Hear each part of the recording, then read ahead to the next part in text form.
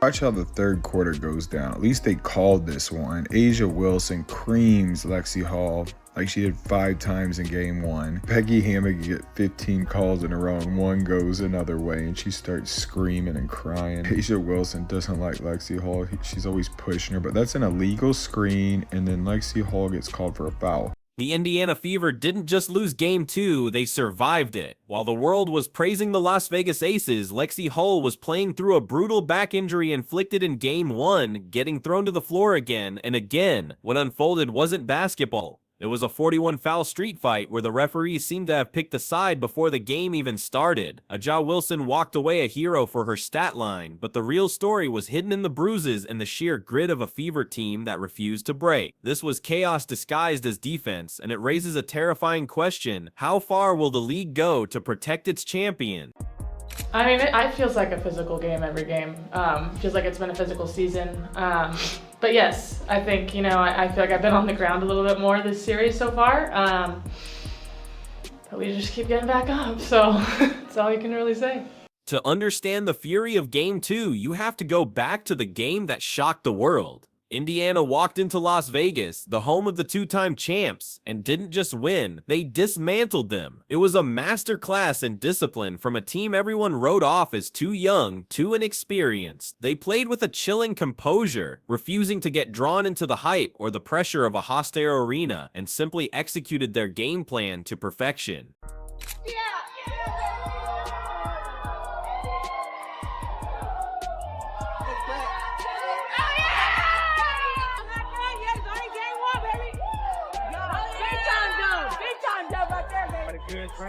Take that.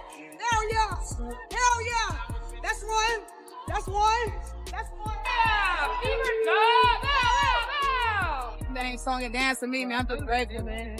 I love basketball. I love playing with my team. So let's take what we can get.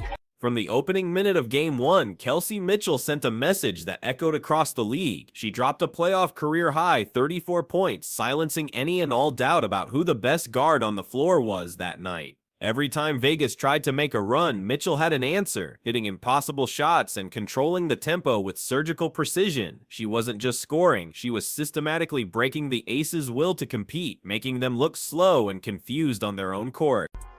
Asia Wilson, look at that foul they called for. Yeah, saved her. That's some bullcrap. I love Aaliyah Boston. Great job today playing defense. Look at that. Another foul. Bailed out by the refs. I get pissed off. This is the worst one. They call this a jump ball. How is that a jump ball? Nobody even had possession. Aaliyah Boston, that's anything is over the back. Not a jump ball. While Mitchell was putting on a clinic, the reigning MVP, Asia Wilson, was trapped in a living nightmare. The Fever's defense swarmed her, contested every shot, and turned her into a ghost. She finished the game with just 6 made shots on 22 attempts, a stat line so shocking it seemed like a misprint. It was a stunning collapse, proving that Indiana's game plan was not a fluke. It was a perfectly executed strategy that completely neutralized a superstar. And Asia Wilson and the Las Vegas Aces lose Game 1 on their home court to the Indiana Fever, 89-73. The Indiana Fever were in control of this game from start to finish. The final buzzer sounded on a 16-point blowout, and the entire WNBA was put on notice. The powerhouse Aces hadn't just been beaten, they had been exposed on national television. The Fever, with their calm and collected approach, proved they were a legitimate threat to the throne. Fans and analysts were left stunned, trying to understand how a young team could so thoroughly dominate the league's most feared dynasty in their own building. In the WNBA, you cannot blindside somebody and set a screen on them without enough time for letting the player being screened react. And then look at this. This one, their arms lock up, but you gotta let go at some point. Like, you can't bring the person closer to you and just stay locked in while the offensive player is trying to get the rebound. But we know Asia Wilson only receives fouls. But even in that massive victory, there were whispers. The foul count felt strangely unbalanced, with calls seeming to favor Vegas even as they were getting crushed. The complaints were drowned out by the sheer shock of the Fever's win, brushed aside as sour grapes from bitter fans. No one wanted to admit it, but the seeds of bias had already been planted, hinting at a darker force at play that would fully reveal itself in the next game. I think you were able to find any flow, and when that was the case, what are you trying to do to jumpstart things, maybe on the defense? Well, it's hard for us to find flow when there's a foul call every 10 seconds. I mean, it just really is. And when they're at the free throw line, we can't get up and down the floor. And that's a challenge. They were much more aggressive and physical defensively. We didn't counter that with our off-ball actions or with our back cuts.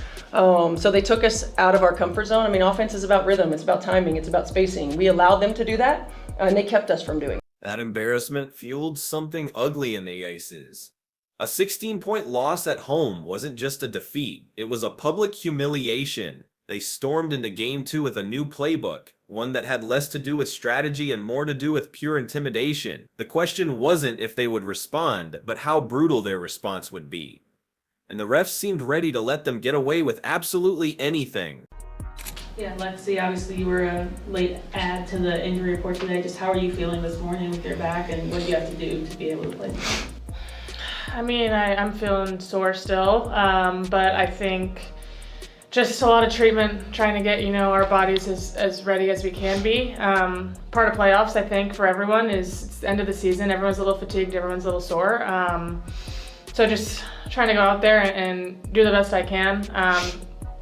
A lot of treatment with our trainers. I'm really thankful for them to spend a lot of time with me today, a lot of time with me yesterday, getting me ready for it. From the very first possession of Game 2, it was clear this wasn't basketball. Bodies collided, arms were thrown, and players were shoved with no regard for the rules. The officials let it all happen, establishing a tone of violence that favored the aggressor. What should have been a showcase of elite talent devolved into a chaotic brawl, completely unrecognizable from the game played just 2 days earlier. It was a sign that the series had taken a dark, dangerous turn. This is what happened. They cut it to 8 and they get 4 fouls in a row. That was not a foul. That was not a foul. This is crazy. 4 consecutive fouls. So from 8, it goes to 13 really quick, and the rest was history. It looks like Howard got hit in the arm by 2 players. They don't call foul. It was a shot clock. But the rest of the game were just a whole bunch of fouls being called, people flying. This wasn't just a physical game. It was a hijacked one. The box score reads 41 total fouls, but that number doesn't capture the suffocating reality. The whistles didn't just penalize players, they destroyed the very fabric of the game. Indiana, a team that thrives on pace and ball movement, was never allowed to run. Every fast break opportunity, every quick pass was cut short by a stoppage that felt arbitrary and one-sided, turning a track meet into a wrestling match.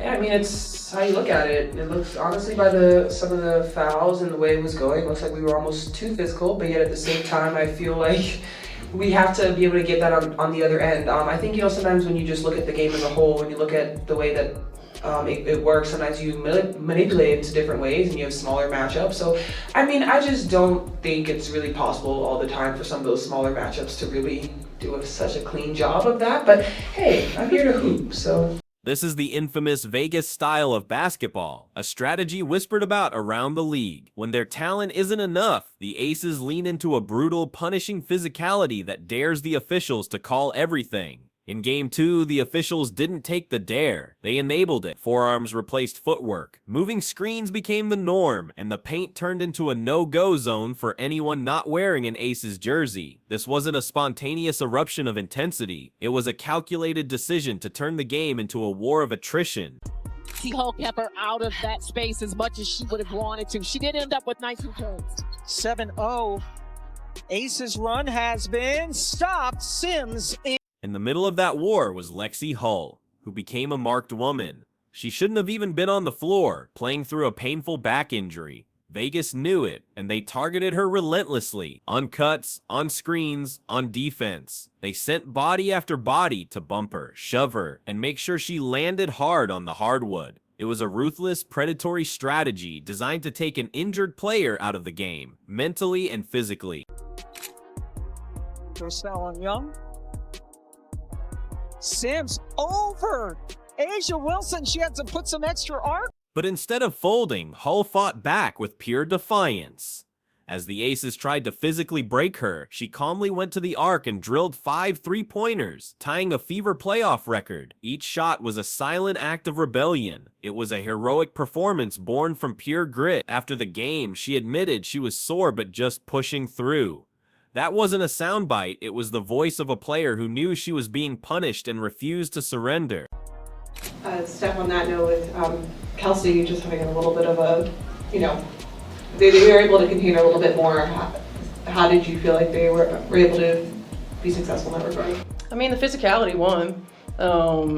She's like a little pinball, I know that the museum's right down the street, so sometimes I feel like she's getting pinged around everywhere. Meanwhile, the national media was telling a completely different sanitized story. They celebrated Asia Wilson's 25 points, 9 rebounds, and 5 steals, framing her night as a dominant return to form. What they conveniently ignored was how she got those numbers by plowing through defenders, initiating contact without consequence, and benefiting from a whistle that seemed to go silent whenever she had the ball. The narrative was simple. The star played like a star. The truth was much uglier. The physicality is out of control, that's for sure. I mean, you can bump and grab a wide receiver in the NFL for those first 5 yards, but you can do it in the W for the whole half court. You put 2 hands on somebody like that, it should be an automatic foul. They have the freedom of movement. Freedom of movement. There's no freedom. And I'm not saying that we're not fouling too. I'm not saying that. I'm saying it's out of control.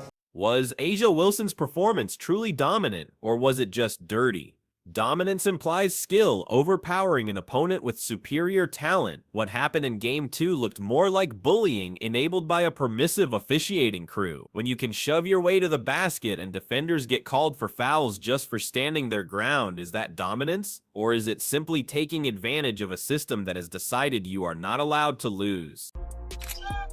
Now the starting point guard, and here's Hull, an early test. Great sign because her shooting has been off. Yes. Mitchell. Short. Hull with another offensive rebound, turn, shoot, scores. 2 of their last 3. Hull again, yes. Oh, You found it. Aaliyah Boston lived that truth on every single possession. She fought for 10 points and 13 rebounds, but the box score tells none of the story. Every rebound came with a shove to the back, every post-up with a hit to the ribs. What should have been a dozen free throws turned into no calls as she was mauled in the paint while the refs looked the other way. She was playing against 6 opponents on the floor, and it showed. Fever runs still. Lexie Hull has scored the last 6 points for Indiana with a couple of threes.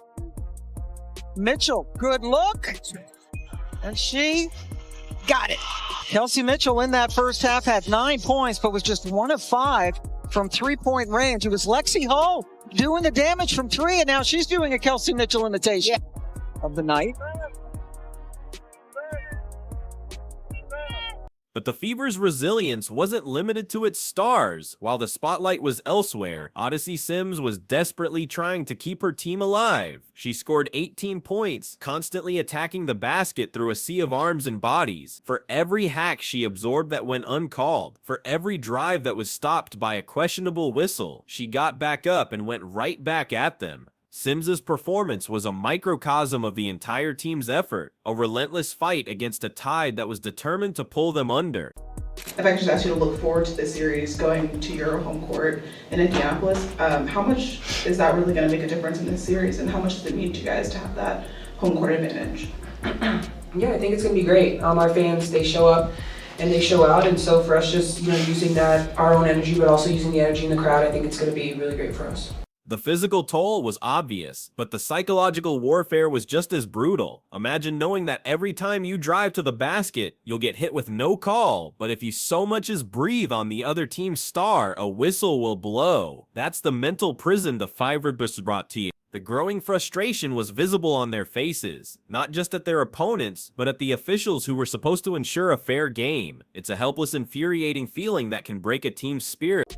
Yeah, we're excited. I know the last time it was the first playoff game in a really long time, so to be able to have 2 more for our fans that have been there with us all season, really excited for that, and we definitely do feed off of their energy, so we're really looking forward to it. While Boston and Sims were battling in the trenches, the Aces had executed a brilliant, ruthless plan to erase Kelsey Mitchell. After her 34-point explosion in Game 1, they smothered her. They face-guarded her, sent double teams, and used aggressive hedges on every screen. It was a smart adjustment, but one that was only possible because the officials allowed them to be overly physical, grabbing and holding her far away from the ball. The most telling moment came after the game when Aces coach Becky Hammond had the nerve to complain about the physicality of the series. Her team had just been rewarded all night for their aggressive, borderline dirty play, yet she acted as if her team was the victim. It was a shocking moment of hypocrisy that exposed the truth. The Aces not only knew what they were doing, but they also wanted to control the narrative afterward.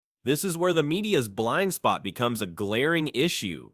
There seems to be an unspoken rule in sports journalism: protect the stars, protect the dynasties. Criticizing A'ja Wilson or questioning the integrity of the officiating in a way that favors the champions is a risky move. So instead, they stick to the safe, easy narrative: the better team won. This failure to report on the glaring injustices not only disrespects the effort of teams like the Fever, but also damages the credibility of the entire league. But now, the board changes. The series is leaving the hostile territory of Las Vegas, where the whistles and the energy were stacked against the Fever. Now they head home to Indianapolis, a city buzzing with energy and hungry for a fight. The Aces are about to find out what happens when the tables are finally violently turned. Gainbridge Fieldhouse has become one of the most feared arenas in the WNBA. It's more than a home court, it's a fortress. This season, opposing teams have crumbled under the pressure of the relentless noise that feels like it's closing in from all sides. The momentum swings that vanished in Vegas will come alive in Indy, fueled by a crowd that smells blood in the water and is ready to erupt.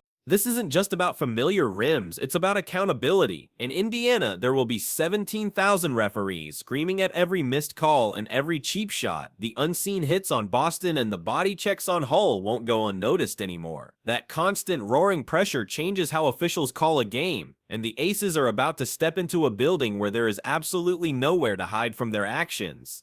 A reckoning is coming to Indiana. The frustration, the bruises, and the injustice from Las Vegas have been bottled up, and Gainbridge Fieldhouse is about to become the site of the explosion. This is where the Fever's battle scars stop being a liability and become a source of fuel. For the Aces, the comfort of a friendly whistle and a biased narrative is gone, replaced by a hostile environment where every mistake will be magnified. What happened in Las Vegas won't be forgotten. The Aces may have used brute force and friendly whistles to steal a game, but they didn't break the Fever's spirit. They forged it into something stronger and more dangerous. Now back in front of their fans, every ounce of pain is about to be turned into power. The Aces aren't just facing a team anymore, they're facing a revolution. Show your support for the Fever by commenting. Let's go, Lexie.